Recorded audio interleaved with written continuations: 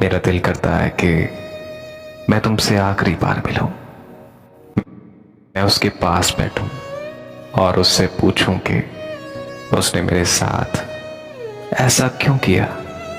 मैं उससे पूछना चाहता हूं कि अगर उसने मुझसे दूर ही जाना था तो वो मेरे इतने करीब क्यों आई। उसने मेरे दिल में जगह क्यों बनाई।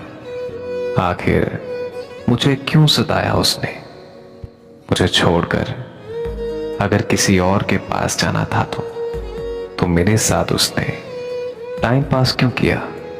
यार उसके पास पहले ही चली जाती, उससे पहले ही रिश्ता बना लेती। इन सब में मेरा क्या कसूर था। आखिर क्यों मेरे जज्बात के साथ खेल गई वो। क्या यही कसूर था मेरा कि मैंने तुमसे वफा की, मैं तुम्हारे साथ हर कदम पर वफादार रहा। क्या मेरा यही कसूर था कि मैंने तुमसे बेपनाह और मुखलिस होकर मोहब्बत की।